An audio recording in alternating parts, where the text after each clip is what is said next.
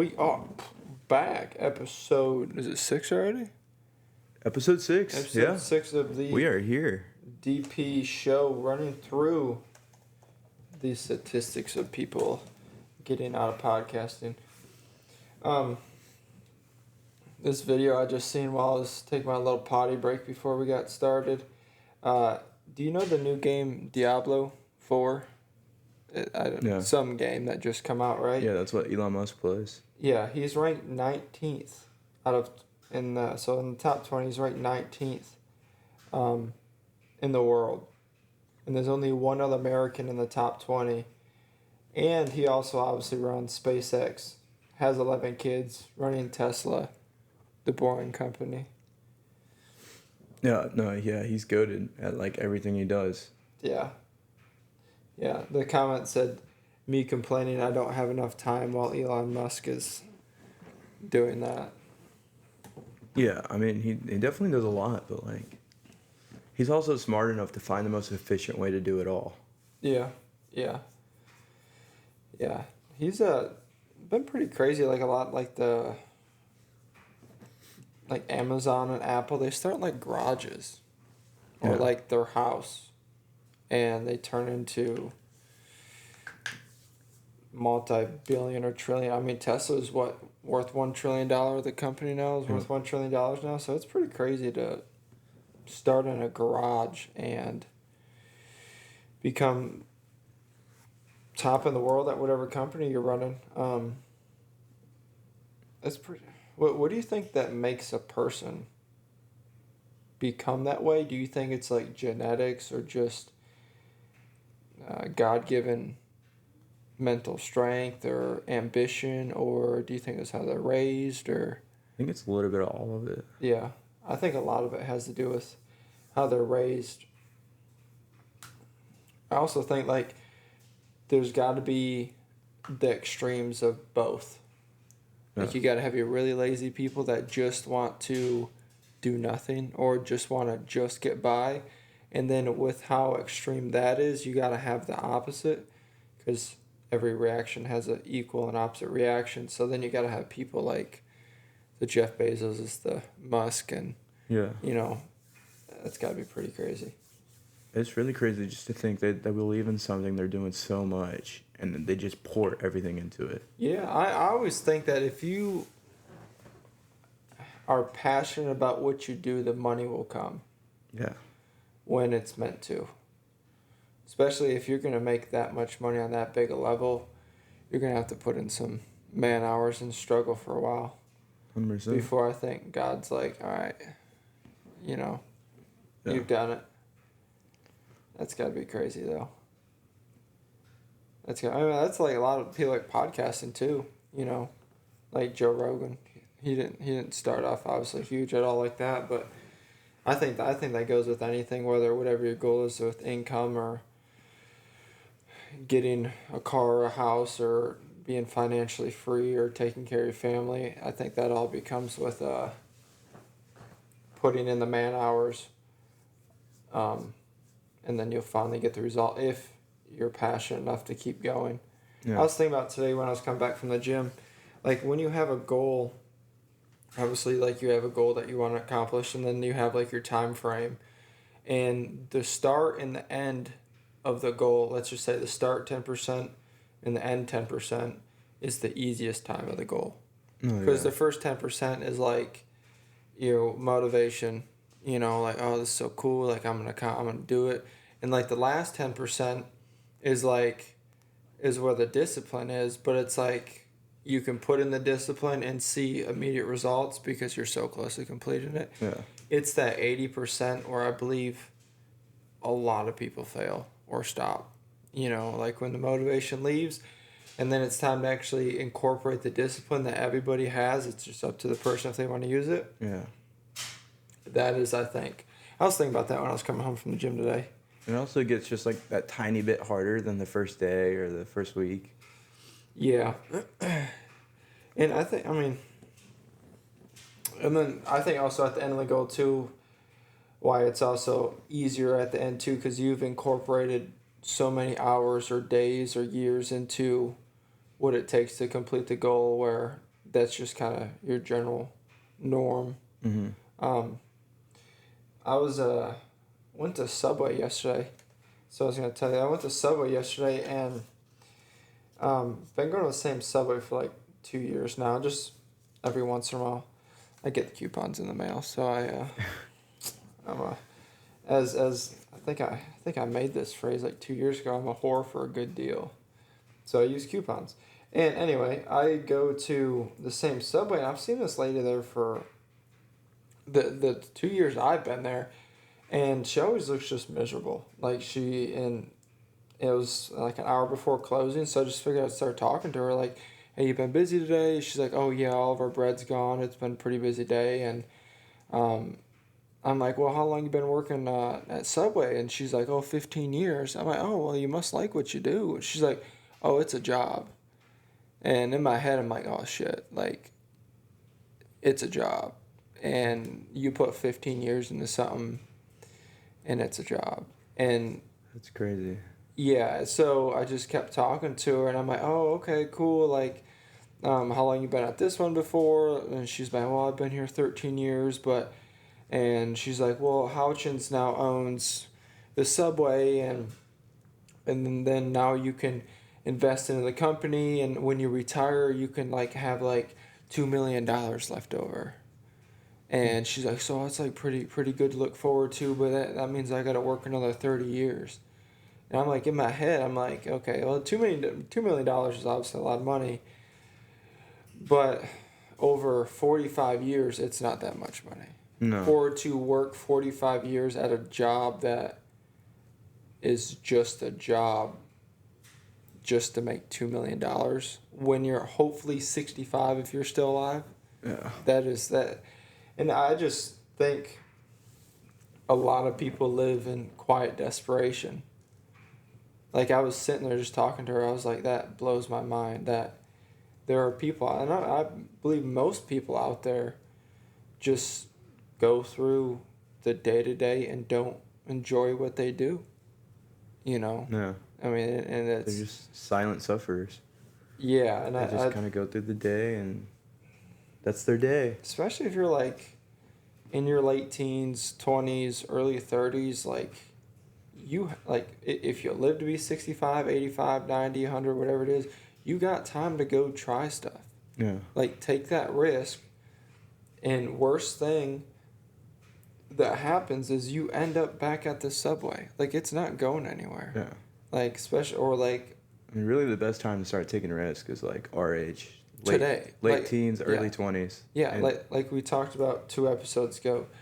The best time to plant a tree is 10 years ago. Yeah. The second best time is today. Yeah. So, just go do it. You know? Like at our age, like, you're either working and you're poor, or you're in school and you're poor. So, like, worst case scenario is you end up poor again. Like... Yeah, like, you just start back to where you were, yet you know what you learned trying to accomplish that. And that's just... That blows my mind. Like, I were getting off prep from the bodybuilding competition. I haven't been sleeping a whole ton, but it's because I've been filling my day with all stuff I like to do. And I just, like, this podcasting stuff, there's obviously no guarantee that it's going to turn out anything. Obviously, if we keep consistent, there's a higher chance. But when we're 40, 50, 60 years old, we can say we've done it. Yeah. You know, or maybe we're still doing it.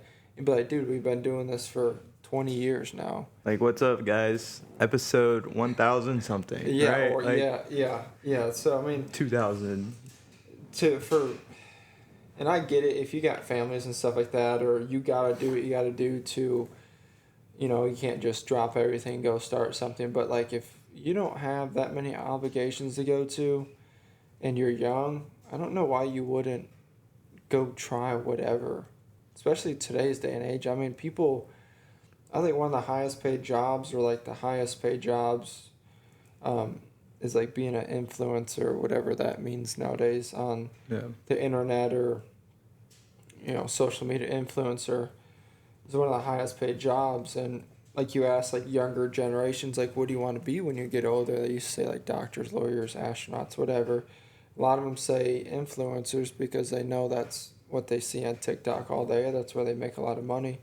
But especially being young, to start out and not take that risk of something you enjoy doing is just kind of crazy to me, because I think if you put enough effort in and you're passionate enough, you'll find a way to make money if that's what you need or if that's what your goal is, or be successful in whatever that means to you.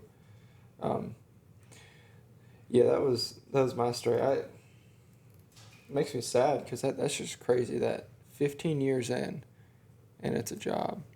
Yeah, it's just a job. She looks super depressed. Yeah. Yeah. And I mean, but I know there's people every day that we talk to that's what their life is. Yeah. Yeah, it's just. But it's scary.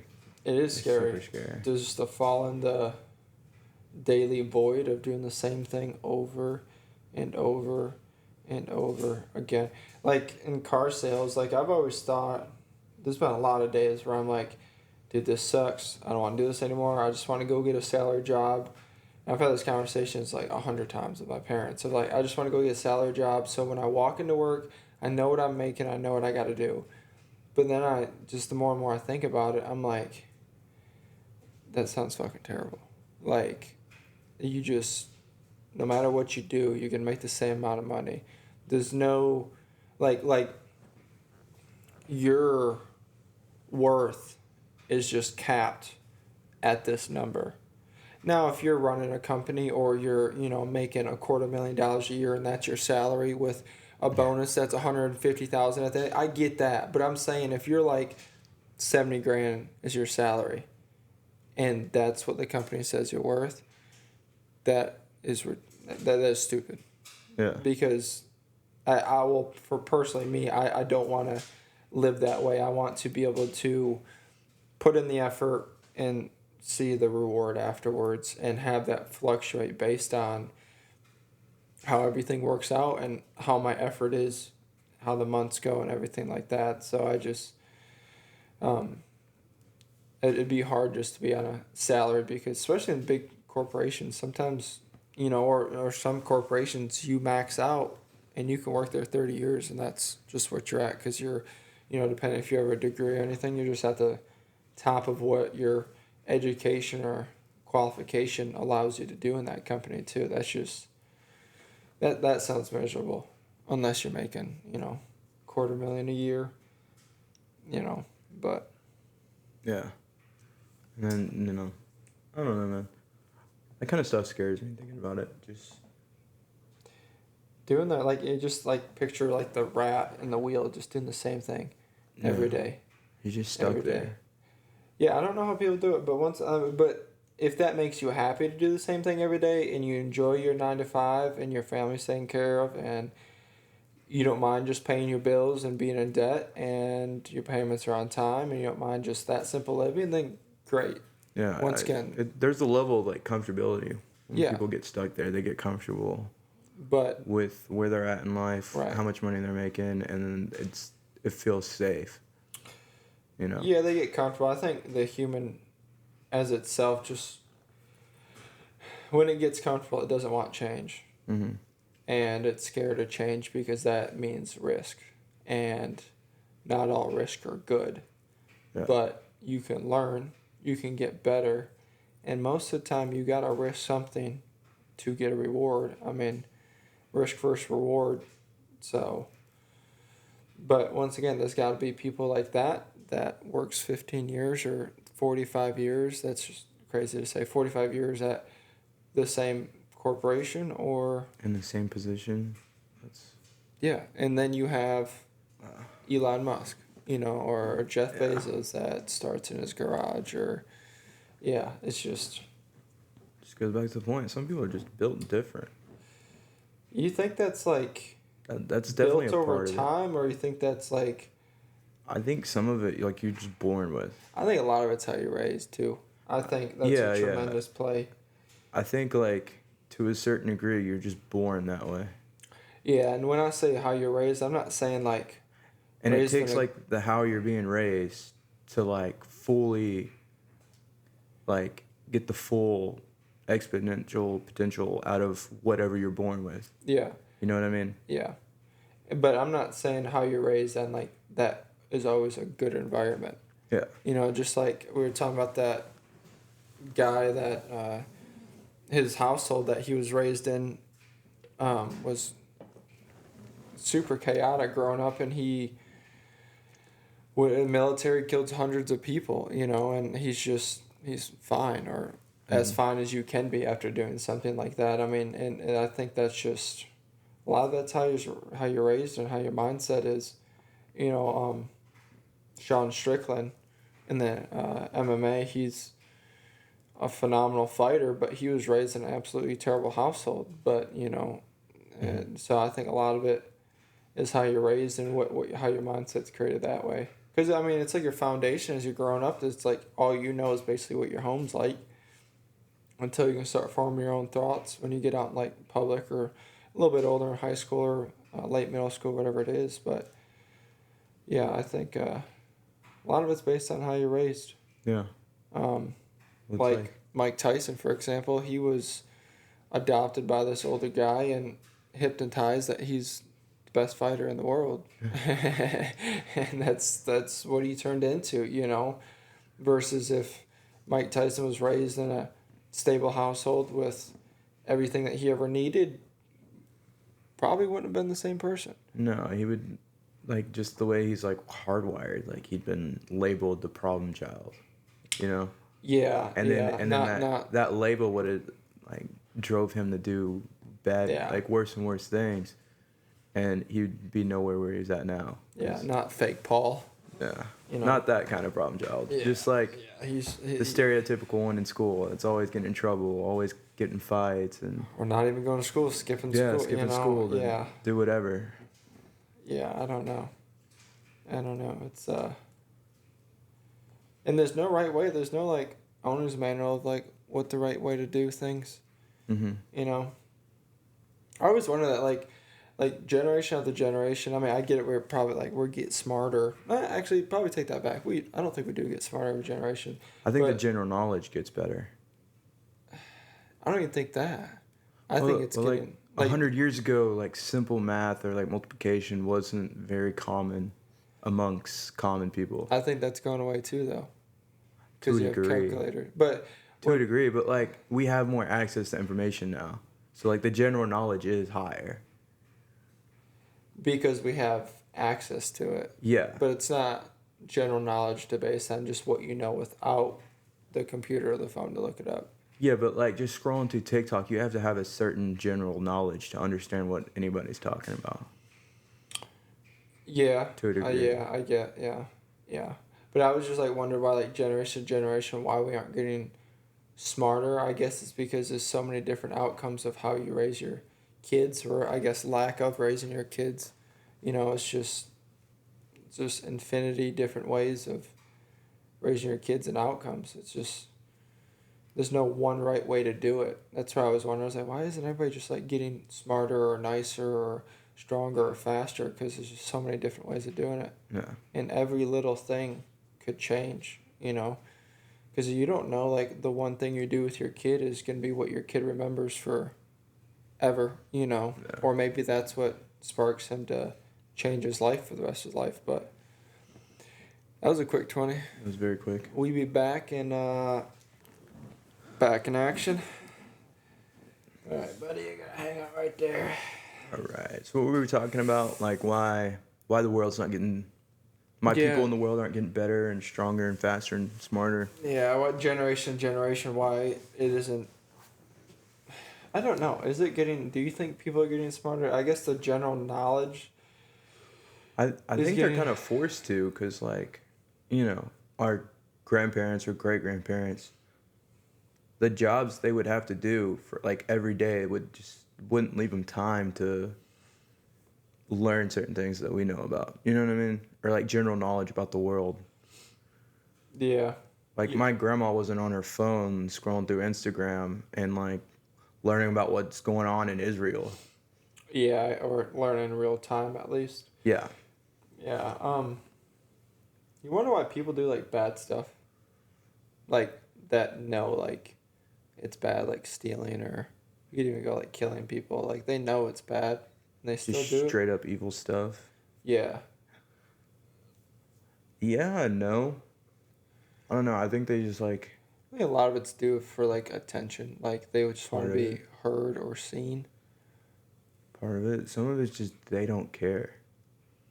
You think that's what it is? I think they do they've care. reached a point like so much has happened to them, or I think they've it's, yeah, I think it's them calling out, and that's like obviously the worst way of obviously harming somebody else, but like the worst way of doing it.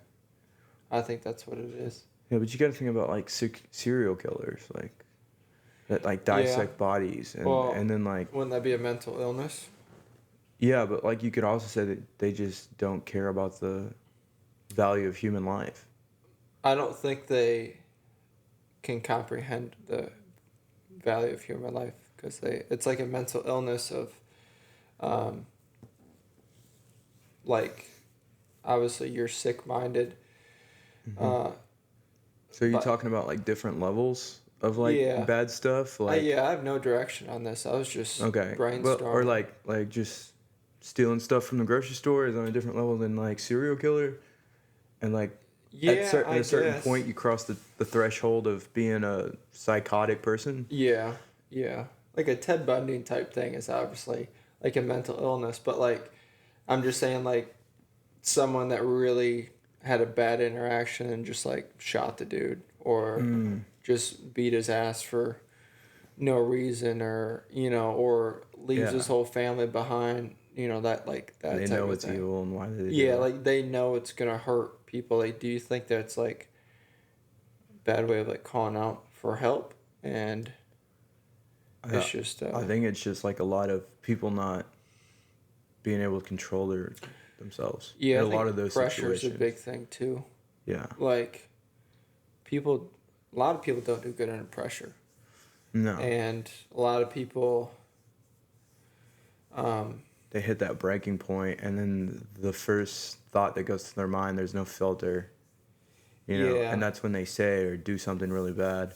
Most of the time, like in like relationships or people shooting people, road rage, those type of deals, yeah. I'm trying to look up this. where they're under the influence of something. Yeah, this quote by Tim Grover. If you think the price of winning is too high, wait till you get the bill of regret. And I think that kind of plays in that, like, instead of trying to figure stuff out, whether it is, going back to a more easy topic of trying to, put that time into winning or, trying to fix your family, whatever it is, the regret is a super hard thing Mm-hmm. to live with too, because that never escapes you. No, That's internal. Um, something you can never change. yeah, I was listening to the video today. It was talking about like, like the person you talk to most is obviously your inner thoughts, Mm-hmm. and you should hold them as if they were like a accountable friend. Like if you had a friend, that like accountable friend was if he says he's going to be up at this time, he gets up at this time to go to the gym with you, or if he says he's going to be over to hang out this time or get on Xbox, he's doing that at that time. Or you invite him to dinner and he shows up late. Right. Every time you're Well, less likely to invite him over. Type deal. exactly. So that works for yourself. If Mm-hmm. you say, I'm going to start eating healthy today and you don't, or you say, I'm going to get this project done today and you don't, then you obviously stop inviting that person, which in this case is your inner thought. And then that's, I think, how people get especially off track or spiral out of control. Um, or I guess tuck that voice away instead of listening to it is the unaccountability for themselves. Mm-hmm. So that was a pretty made sense to me anyway. I mean that's Yeah, that because definitely makes sense. one person who knows you're cheating at whatever you're trying to accomplish is yourself, Yeah. and that's where that regret comes in. That's the hardest person lie to because they know the truth. You may supposed to do 12 reps, but you do 11. Nobody else knows you're gonna skip one, but you skipped one. Yeah. Or you got more in the tank, but you cut it short. Yeah. I hate that feeling. Yeah. It's kind of bad habit I've been getting into is I've been going to sleep. I need to get back on a better sleep schedule. Because I've been going to sleep too. like when I'm tired, not versus like, and I need to get my 8 hours sleep again. I'm exhausted today. We went duck hunting this morning. Yeah, how'd that go? Not bad. We shot one woody.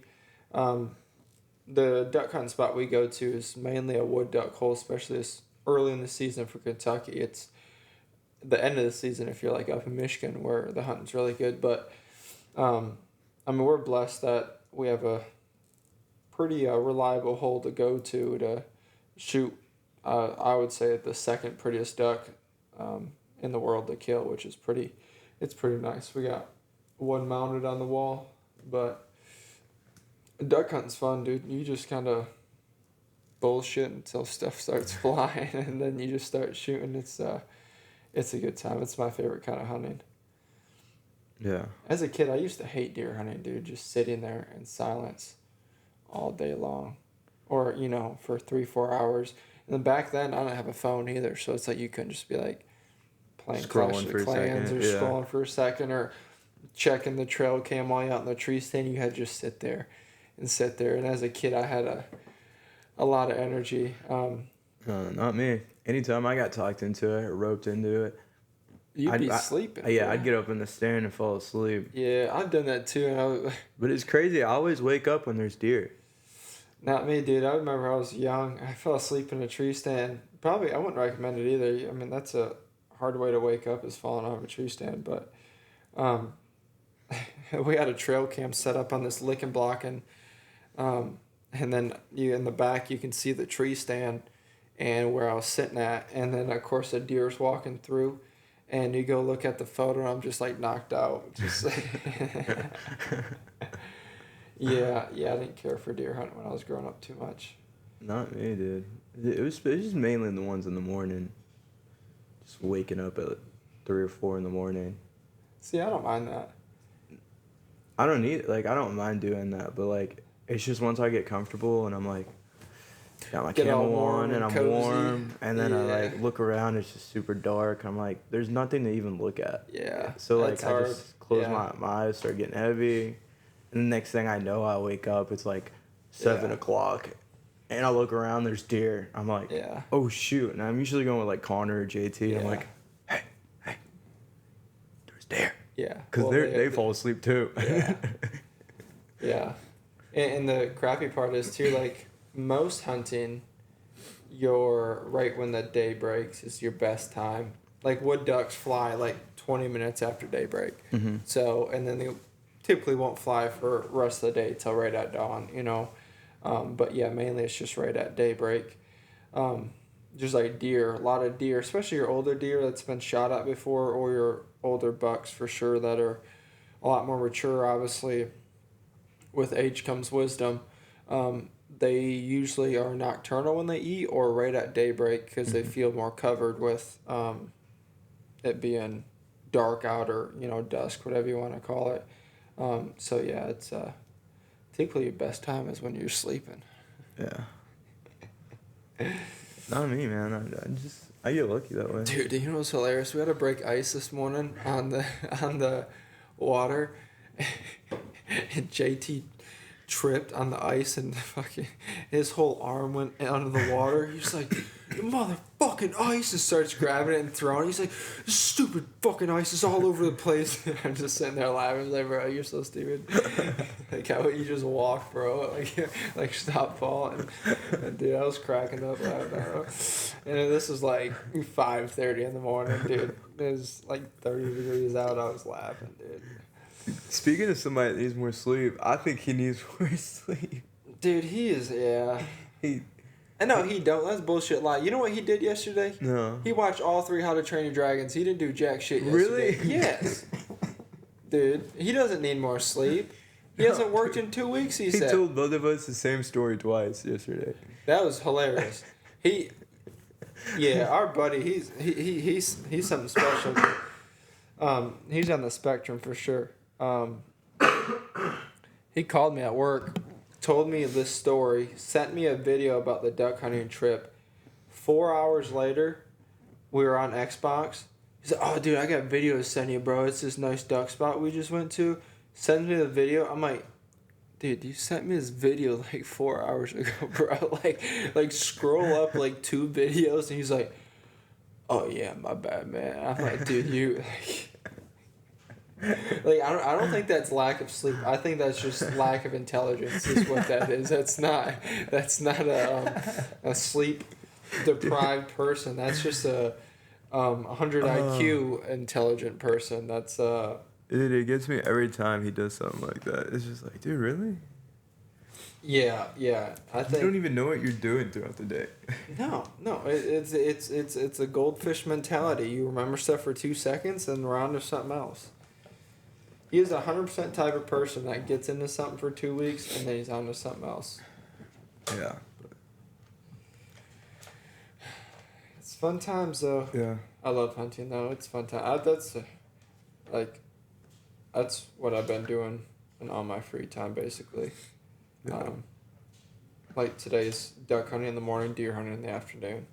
It's an expensive hobby to get into, dude. Especially like you go duck hunting and stuff like that. That's expensive. It can be. Yeah. What was that saying your dad used to say? Oh, don't let another man touch your meat. Yeah. That's that. Yeah. So, Dad, I'm trying to word this story to be appropriate. Dad called me one day and talking about processing meat because we always process our meat our whole lives. And me living in Kentucky, them living in Michigan, I have to, they got me a processor to process my own deer. And Dad's typical conversation with him, he's like, "Yeah, don't ever let another man touch your meat. And that goes for your meat, and that goes for in real life, too." I'm like, what the? Hey, dude,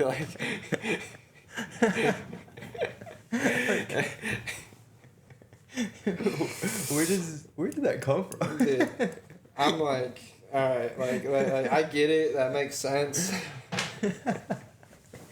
And, there's... Yeah, there ain't much to say back to that other than you just kind of type it in some notes because it's going to be a funny topic and you just kind of roll on with the conversation, It's, I guess he's got a point. Yeah, unless you're into that kind of stuff, there's a good point there. The real meaning of that point was like all the meat you buy in the grocery store is processed and a lot of, bacteria and pesticides and chemicals are in your meat you buy from the store, so it's more healthy to hunt your own meat, more humane to kill an animal in the wild than raise it just for slaughter. Yeah. But once again, Dad being Dad, hence why I am more than likely the way I am. You gotta add in the other part of that too. So, yeah, that's why I'm good for car sales because that kind of personality goes along well with it. Yeah, it does. Don't let another man touch your meat. No, nothing's funnier than going through our little docs that we have shared with each other, and I just look around and I've been. What does that say? Yeah, I've been staring at it for 40 minutes now, and I have not read a single word. I haven't either, but whenever I scroll through and I just see don't let another man touch your meat. I'm like, where does this story go? There's no context around it. It's just like, don't let another man touch your meat. Let's see. Well, we're coming up close to another 20 minutes, but this other one says at 10:32 p.m. we were talking about how our 5-year friendship can be summed up by, it's like we were pegging each other. That's definitely a 10:30 conversation. I don't have a conversation to get out of that one. I don't know what that means other than, I don't know. We were too tired. Try everything once, right? That's what they say. Oh, I think I know where we were going with it. We were talking about our friendship and how when we conversate, it's like we're pinging off of each other, or like Yeah, let's you know see those yeah, go ahead. those like walls that you climb with the little pegs Yeah. and the little holes in them. Oh yeah, And we're you just go pegging from each like other. one thing to one Yeah, thing. We're like, see? yeah, it's like we're pegging from one. Yeah, to each jokes other. on you guys. You guys thought we were gay, you know.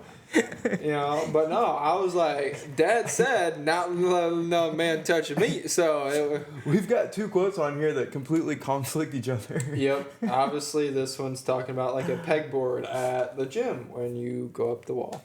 Yeah, in our quote, it's like we're pegging each other. Yeah, sure. I don't know where to go after this one other than We should name that this episode. pegging board episode. Pegging each other. The last one we should call our menstrual cycles. Yeah, we can make a quick edit. That was a great great that was one. A good right laugh. there. That was really funny. Good chuckle. I'm gonna just exit that one out of this little conversation right here. How many days till we got Trump getting in office? What is it? January 20th? How many days are in this month? 30? 30? Yeah. 30, That sounds so right. we got 42 days left. Keep them alive for 42 days. Oh no, there's 31 this month. I'm happy we have Elon 43 Musk in days. our country. I am too. Like, And he's gonna be running Doge, yeah. where they're gonna get rid of, or they're gonna cut a bunch of government programs and facilities. Yeah. I was seeing a bunch of crazy stats on the news about it, or like news pages, where it was like only 6% of the people that work there actually show up. Oh, I believe it. Yeah. Do you want to take a slight break? Come back, talk about a little cryptocurrency. Yeah, I'm down. All right. A little pause. Cryptocurrency. Yep. You know what? Pause that thought. I think in 6 episodes, 6 times 3, what is that? 12, 18. 18 breaks, probably 20 breaks. This is the first time we picked up where we left off. And the last time. Yeah. Sort of, we got back to it. Good for us. Progress. Yeah. See? Weekly progress, little wins, create the big wins. So, Exactly. All right. Cryptocurrency. Yep. What were you saying? I love it. Cryptocurrency. Yep, Bitcoin. Cryptocurrency. Cryptocurrency. Bitcoin hit over 100K. It did. It's sort of reconsolidating. What's it at now? It's at 99.9. Oh, that's bullshit. Yeah. But it has been holding around 100K. It hit like 103. Did it get up to 103? Mm-hmm. Damn, dude. Yeah. You know what I seen? I seen this like thing that there was a Bitcoin faucet. Did you see that before? So it was like an ad when Bitcoin was first coming out. It was free Bitcoin. Like, you know how you can go like play like games and get money? Mm-hmm. It was basically that. Like you do something on a computer and you receive free Bitcoin. Really? I was like, damn, dude, what if like you did that, got like 60, just were bored, and now you have $100,000 per each Bitcoin? That'd be crazy. Yeah. Like, have you seen that thing where like they bought a pizza in Bitcoin, and there was like 12 Bitcoin to buy the pizza? It was more than that. It was like 100. Oh, was it that much? Yeah, because it was worth like 1.2 a couple million. dollars. Yeah, that was crazy. Or like not even that, a few cents or something. Something crazy. Yeah, that'd be terrible, dude. Anyway, I think I cut you off. Oh, no, you're good. But yeah, Bitcoin hit 100K, hit 103, and then, it's reconsolidating, which is really good because it's holding pretty high still. You think that's like the new norm is 90s like the 60s was? Mm-hmm. I think it will be. Nice. That's just weird that... I wonder why election time brings up... I think just a lot of people are looking forward to Trump's economy and Yes. the way it's going to be ran. I didn't pay attention to cryptocurrency or stock market during the last election when Biden was elected to see if it did the same thing.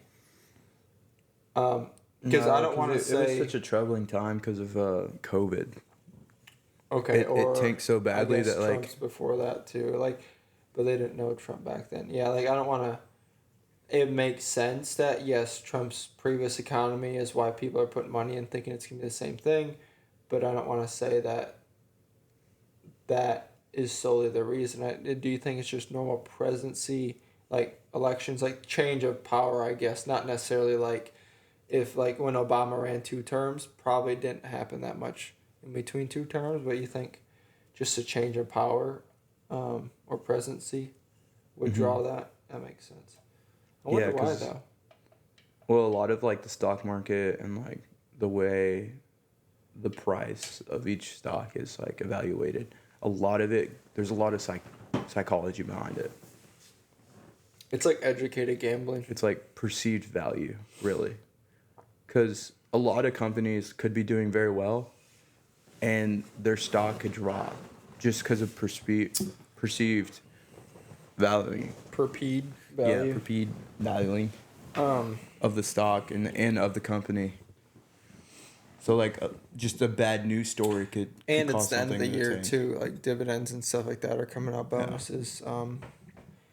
Car business, typically December's a good month because write-offs and stuff like that. So that makes sense. People need to spend money, but you think Bitcoin's gonna be like the backing currency of the world, like the U.S. dollar is? I'd say there's a high potential for it. Yeah. Yeah. Just because of like. Who? So like the United States obviously has the United States dollar. Who has Bitcoin? Does the United States hold Bitcoin, or is it like a foreign, like China, or? Nobody really holds it. I mean, it's its own blockchain. Okay. I guess that would be beneficial to have nobody hold the power of it. It's just based on how much you have of it. Yeah. Kind of like gold. You know the United States has the most billionaires in the world? At like 810 or something like that. Really? I think, yeah, I'm going to look that. I've seen it on Instagram, so don't quote me on it. But it makes sense. Bitcoins are millionaires. Billionaires. Billionaires. With the bad. More on Bitcoin though. While he's looking that up. El Salvador, the president of El Salvador tied up. That's your last name. Yeah, I know. Are you related? Yeah, I own part. No, just kidding. He's my son. But the president tied up a bunch of their money in Bitcoin because whatever currency they have, I don't know, I'm not familiar with it. But whatever currency they had, it's not worth much. So they tied up all their money in Bitcoin like a couple years ago. And their money's doing very well. Yeah. Time out. I found some statistics. It says he's got over $600 million in Bitcoin. That's not very much. It has surged past $600 million. This headline. With an impressive gain of around 326 million. So he's doubled the money of the country, which is pretty good. That's good. Yeah. It's a good job by your family. Yeah, sure. Yeah, sure. That's okay. Ancestors, probably. Probably. Are they islanders?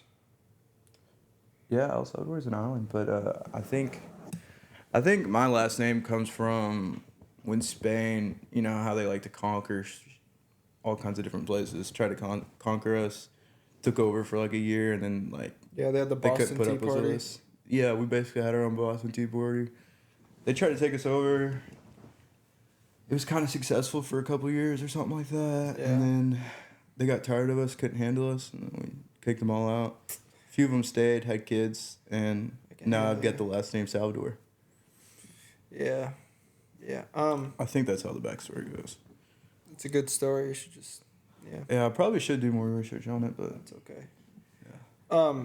So apparently China has 14 more billionaires than the United States. So looks like I'm gonna become billionaire to tighten that lead. They have 814, and the United States has 800. That's crazy that there's that many billionaires. Just in those two countries. Yeah. That we know of. The Instagram thing I seen did not have China.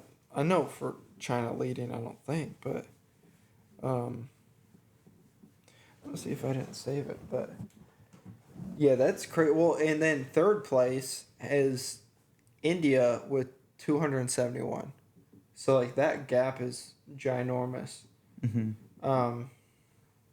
Do you think there's that much opportunity in China, or you just think it's like the high ups are like severely the high ups? I think that's what it is. Like The obviously, like 1% holds so much power. over the 99. It's probably less than 1%. It's the 0.001%. Yeah.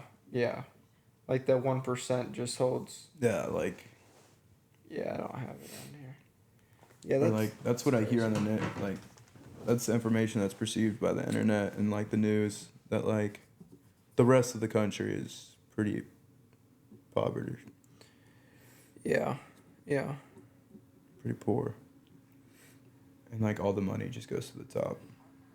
That makes sense. They have a totally different situation there going on there. But that's just crazy. Like that, obviously, that just shows like there's a lot of opportunity here in the United States Mm-hmm. for obviously growth. I mean, you don't have to become a billionaire. I mean, that's pretty. That's a little outlandish, but it's obviously possible. It's a little excessive. Yeah, I mean, but cool if you do, for sure. I think money attracts money. That's for sure. Once you start making money, you get a rhythm. Yeah. Start making more money. I think the more you stress about it, the harder it is to get to. I think it's just like the amount of risk you can take. Because if you have $10 million and you want to risk $5 million and you still have $5 million left, like you still live a very comfortable life. And yeah, the first million's the hardest to make. Yeah.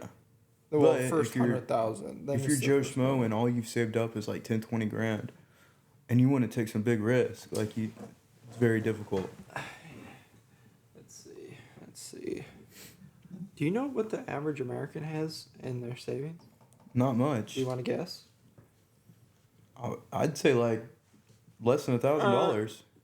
Huh? Less than $1,000. No, they have more than that. Are you sure? I think it's like in between 5 and 10. I think a lot of them are living paycheck to paycheck. No. What's the average though? The average though? Average, not. I have no idea. Guess. That's the whole point of why I would say about $1,000. That's how bad. Like I think. I don't think. I think the average American just financially lives. Average American savings is I could be wrong, but currently. All right, let's see. Well, the median bank account balance is $8,000 according to the latest SCF data. The average or mean balance is actually much higher at $62,000. How much does average America have in savings? $62,000. Really? I don't think that's true. I don't think that's true at all. At all, because no. No, dude, because I've had a lot of conversations with people. I tell you what, seen a lot of things, and car deals would be a lot easier getting money down. I tell you that much. Exactly. I don't think, and that may be like household. According to recent Go Banking Rate survey, only 14% of adults have saved $100,000 or more. 78% of Americans have saved $50,000 or less. Yeah, but what do you consider saved? Like saved and spent, or just currently sitting in there? See, I think that $8,000 is a lot more accurate than 62,000. Yeah. Yeah, I think that's mean bank account balance, median bank. All right, what's the difference? I don't know this. Median bank account balance, $8,000. Mean bank account balance 62,000. Means the average. So like if they were to add all the numbers together and divide it by how many numbers there are, that's what the mean is. Well, the median is like they laid them all out in order and just found like the middle one. Okay. So like, well, 8 grand's more accurate because if you have the mean, well, you have 800 billionaires. Yeah, that's of course why the mean's gonna be 62,000. Yeah, it's gonna skew it. Yeah. Okay, yeah, you have more outliers because 0's 0, especially when your median's only 8 grand. Mm-hmm. Yeah, and you have 800 billion layers. Yeah, that makes sense. Okay. I wonder what that number would be if you were to take out the billionaires. Take out the top 1%. I bet you. Or even the top 5. The 0.01%, which is your billionaires. Yeah. I would think. See if I bet you there's no info on it. I bet you it'd be 3 to 4 grand. What is the? Which that doesn't even make sense because they say a lot of the people live in debt. Yeah, but no, this is just savings, not what you owe in debt. Yeah, but they did. I mean, that means they technically don't have anything saved up if they're living in debt, but they have $50,000 in the bank account. Doesn't make any sense. Say that one more time. It doesn't make any sense. Like they've got that much in the bank account, but they're in debt. Why wouldn't you get rid of your debt? Sometimes debt's good. No. I just watched this Grant Cardone.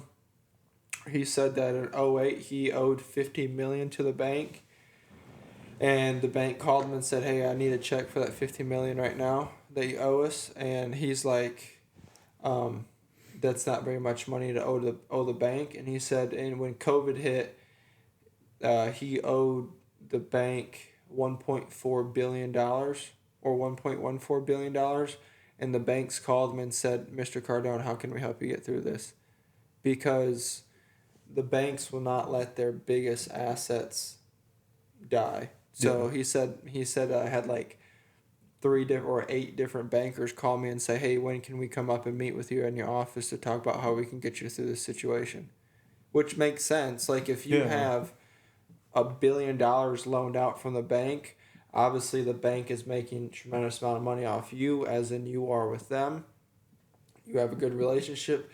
They're not going to let $1 billion go down. Whatever your interest rates on $1 billion are, right? It's crazy. So theoretically, your small fish of your 50 million, to $1 million to 100,000 loans, they're gonna be, hey, we need to pay up to keep the big dog running, because you got someone like that you loaning money to.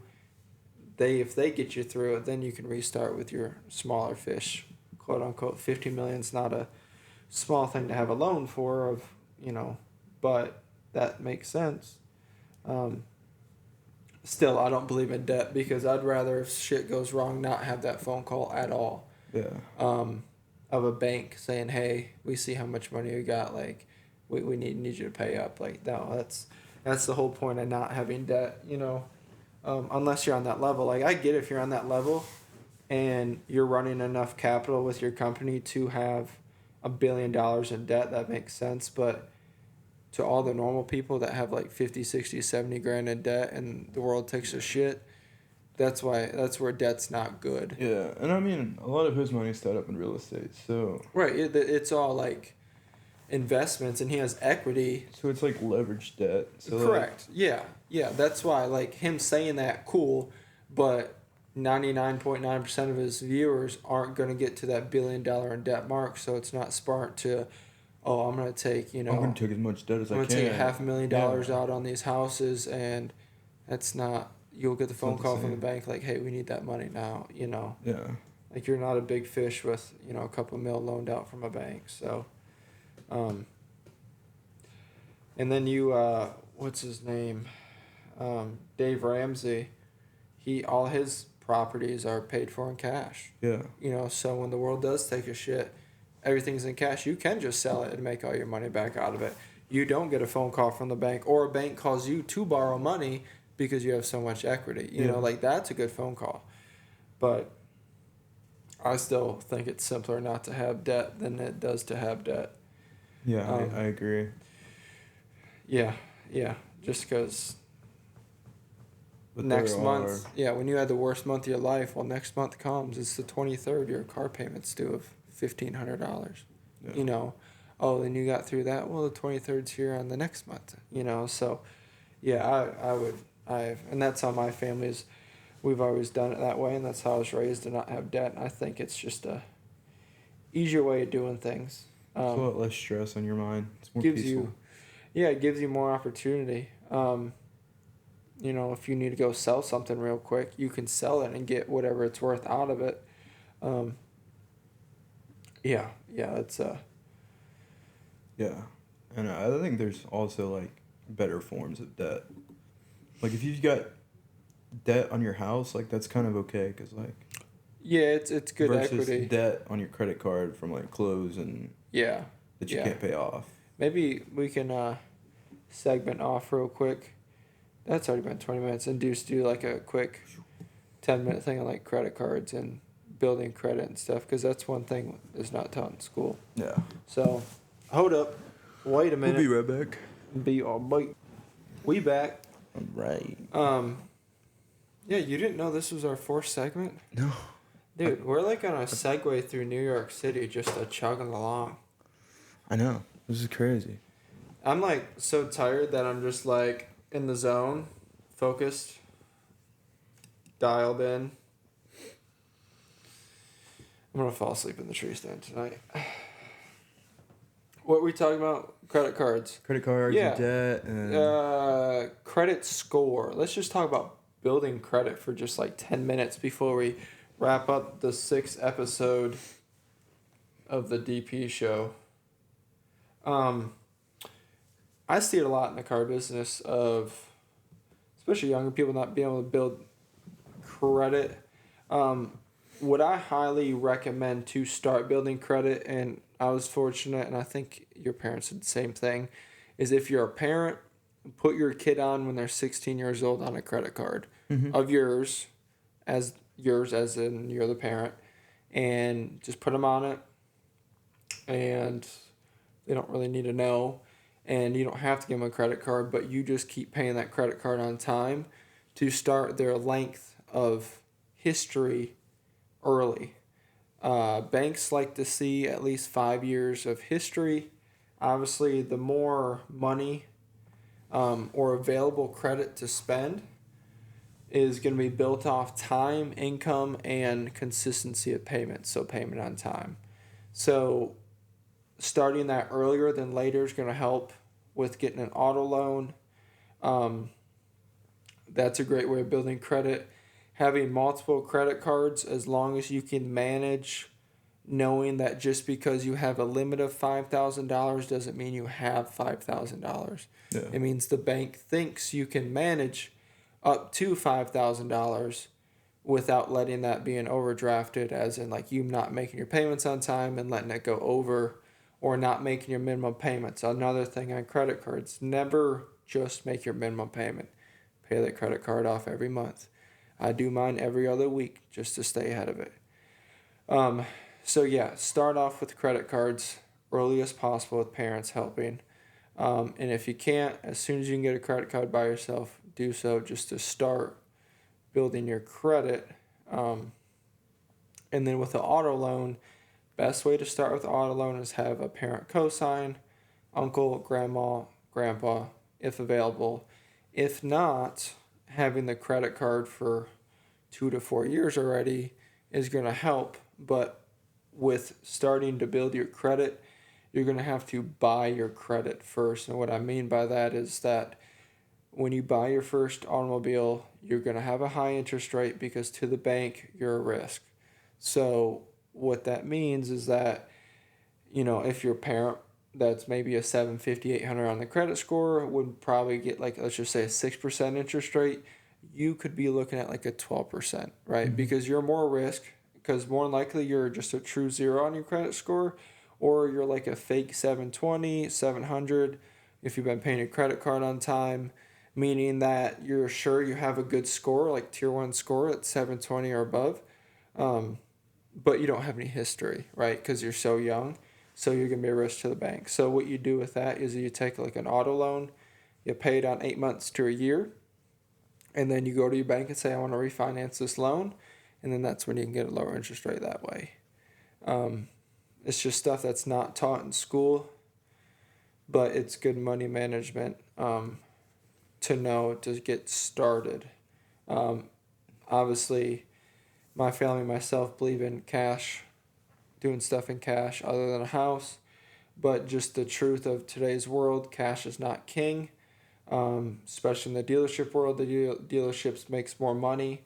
I personally make more money if you finance. So financing also gets you better rebates through the manufacturer. So everything like that is all just financing or having a credit is king. So I don't know if you have any exclamations on top of that, but that's one thing I work with every day. Yeah. No, 100%. When I think I was like 16 when I got my first credit card. Yeah. Mom put me on one early. It had like $1,000 or $2,000 cap on it. Yep. I think now that card goes up to like 4 or 5. Another thing, always request for a higher limit. So with the credit card company that I use, I think every 2 to 3 months you can request a new limit. I go in there and request a new limit. Do I ever touch the limit? No, of course not. Like I said, I like to pay it every 2 weeks. I would recommend no longer than every 4 weeks. But when let's just say you take a year of every 2-3 months requesting a new limit. Let's say your limit at the start of the year is $5,000. Now your limit at the end of the year on this one credit card is $12,000. Let's say you do that to 2 or 3 different cards. So instead of sitting at $15,000, now if you're up to $36,000. So that's a huge difference of when a dealership or a bank looks at your bureau, instead of saying this customer or client has available credit of $15,000, no, they have available credit of $32,000. And then that is when you look into DTI, which is debt to income. So, and then debt to income is obviously how much debt you have based on the income you make.